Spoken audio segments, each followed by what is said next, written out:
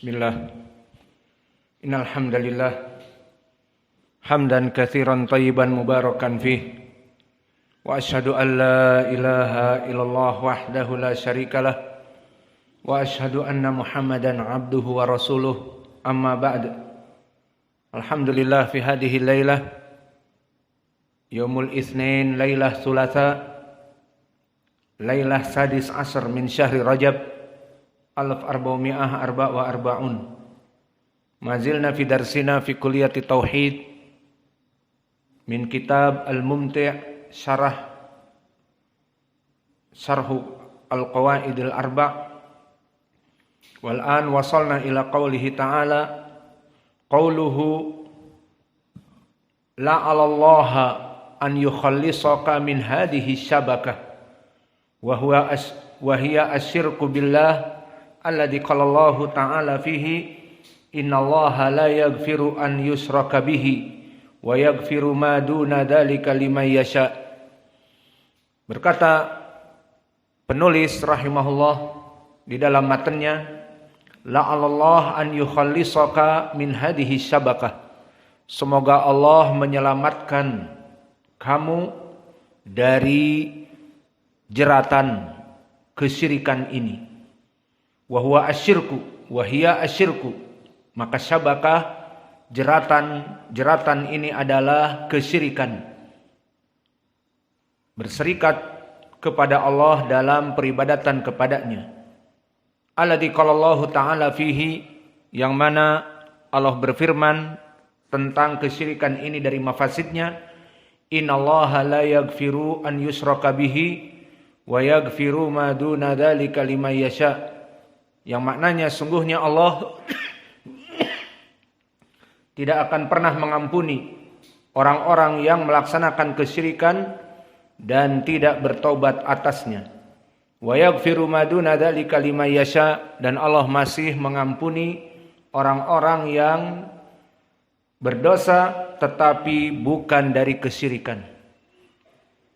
Mimastafadna min hadzal matan, apa yang bisa kita ambil dari matan ini? Yang pertama, hada du'a alladzi qararahu al-muallif fil ijtinab minasyirk min uslubi da'watil anbiya kama da'a bihi Ibrahim lidurriyatihi wa qad hakahu rabbuna fi kitabihil karim. Maka permasalahan yang disebutkan oleh penulis di dalam matan la'alallah an yukhallisaka min hadhihi syabakah, semoga Allah jazakallahu khair, semoga Allah menjauhkan dari jaringan kesyirikan ini. Maka doa penulis kepada para pembaca agar dijauhkan dari jeratan-jeratan kesyirikan, maka ini adalah uslub dari para nabi. Maka para nabi yang mendakwahkan tauhid anytime, anywhere, setiap zaman, setiap waktu, maka mereka mendakwahkan tauhid. Maka kita dapati di Al-Quran dan Sunnah terdapat para anbiya mendoakan kepada para pengikutnya dan kepada keluarganya agar terjauh dari kesyirikan. Maka para anbiya kepada para keluarganya pun mendoakan untuk terjauh dari kesyirikan. Maka mereka merasa tidak aman pada diri-diri mereka dari permasalahan kesyirikan, dan mereka dari para nabi. Maka kita dapati di dalam surat Ibrahim bagaimana Ibrahim mendoakan dirinya dan keluarganya agar terjauh dari kesyirikan. Seperti Allah berfirman, wa id qala Ibrahimu Rabbi ja'al hadzal balada amina wajnubni wa baniya an na'budal asnam. Bagaimana Ibrahim berdoa di dalam doanya diabadikan oleh Allah di dalam surat Ibrahim, Rabbi ja'al hadzal balada amina, wahai Allah jadikanlah Mekah adalah negeri yang aman, wajnubni dan jauhkanlah aku, wa baniya dan anak-anak keturunanku, an na'budal asnam, agar kami tidak menyembah patung-patung. Maka lihat doa Ibrahim, seorang nabi, agar anak-anaknya dan keturunannya selamat dari peribadatan kesyirikan. Menunjukkan bahwa bismillah,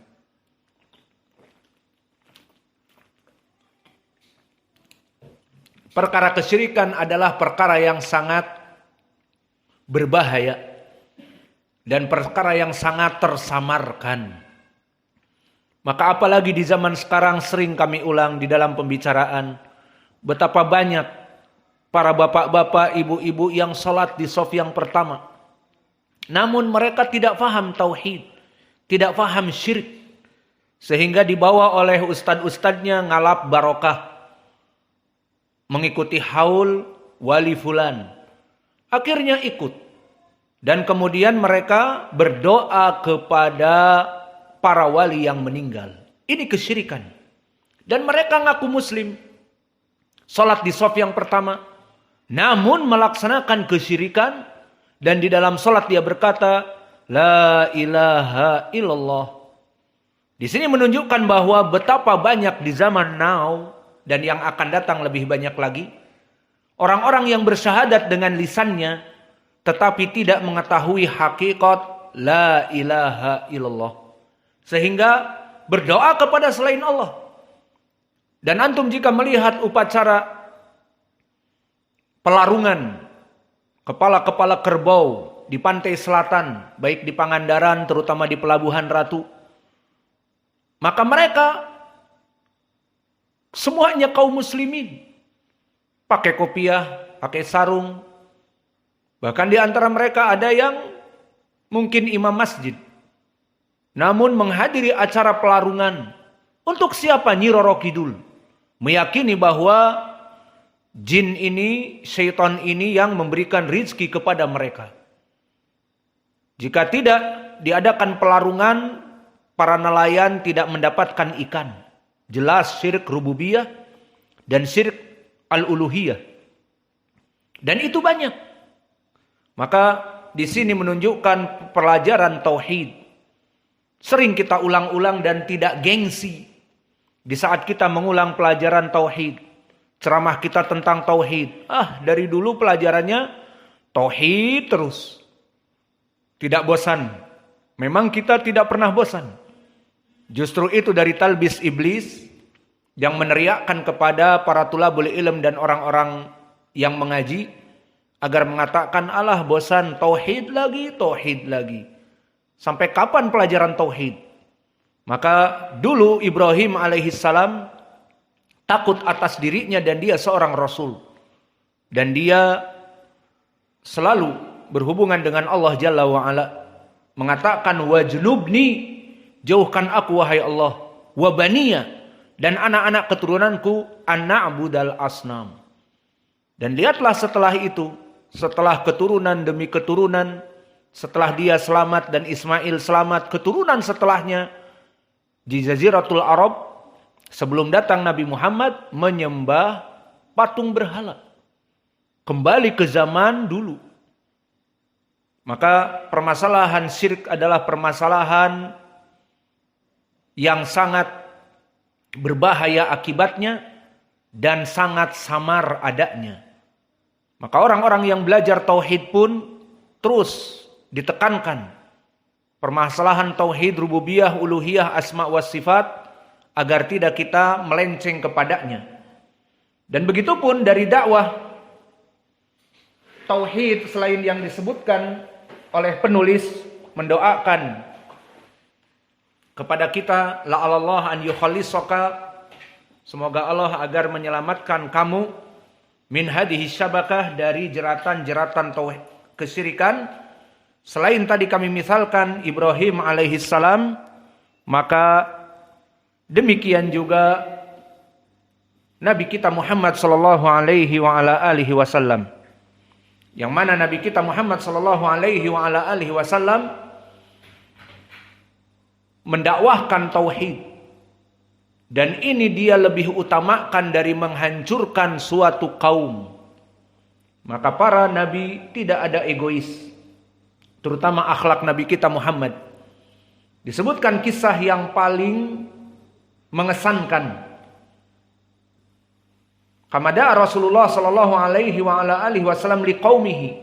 Ada mithalu tsani kana Ibrahim liqaumihi wajnubni wa baniya an na'budal asnam. Wa kadzalika Nabiyuna Muhammad sallallahu alaihi wa ala alihi wasallam da'a liqaumihi.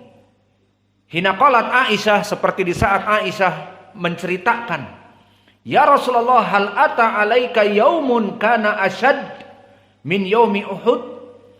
Apakah ada ya Rasulullah suatu hari yang paling engkau rasakan sangat keras ujiannya selain dari perang Uhud? Menandakan bahwa perang Uhud ujiannya sangat keras. Kaum muslimin kalah. Banyak yang meninggal dan rubaiyah Nabi patah. Gigi seri Nabi patah. Bismillah.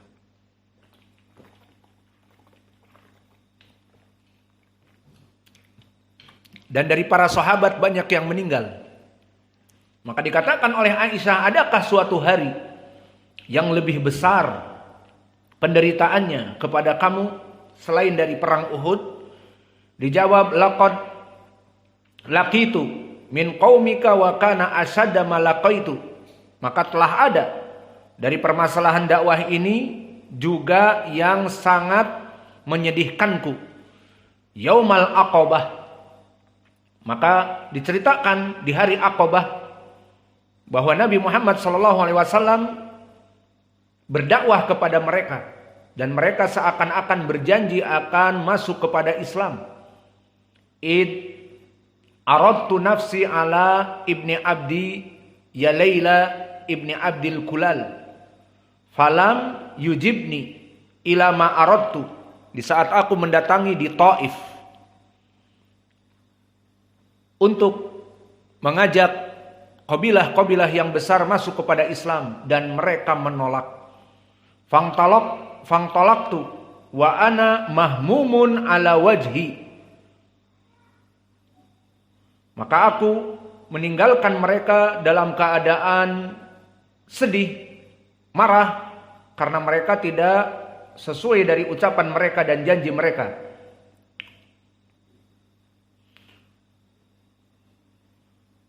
Kemudian tidaklah di saat aku dalam keadaan sedih itu, farafa'tu ra'si fa idza ana bisahabatin. Aku mengangkat kepalaku, ternyata aku dalam keadaan naungan dari awan. Qad adalatni fanadartu fa idza fiha Jibril. Maka aku seperti dinaungi oleh awan. Karena pada saat itu dan sampai sekarang di Jaziratul Arab, terutama di sini kisahnya Nabi di Taif, panas, padang pasir. Maka jika ada yang melindungi akan terasa. Ternyata Nabi mendongak Jibril alaihi salam. Fanadani faqala innallaha azza wa jal qad sami'a qaula qaumika laka wa ma ruddu alaika. Maka aku dan Allah terutama di sini telah mengetahui apa yang umat kamu sebutkan kepada kamu dan apa yang mereka balas atas dakwahmu, tidak mau masuk kepada Islam. Wa qad ba'atsa ilaika malakal jibal litamurahu bima syi'ta fihim. Kata malaikat Jibril, Allah mengetahui keadaan ini, maka Allah telah mengutus malaikat yang lain, terutama penjaga gunung. Maka desa-desa mereka yang tidak mau masuk kepada Islam dan menghinakan Nabi bahkan, itu desa-desanya di bawah kaki gunung. Maknanya Allah mengutus malaikat gunung. Jika Nabi Muhammad ingin menghancurkan mereka, itu gunung-gunung akan berguguran, berjatuhan menimpa rumah-rumah mereka. Maka Dikatakan oleh Jibril bahwa malaikat gunung telah diutus agar kamu memerintahkan apa yang kamu inginkan, wahai Rasulullah.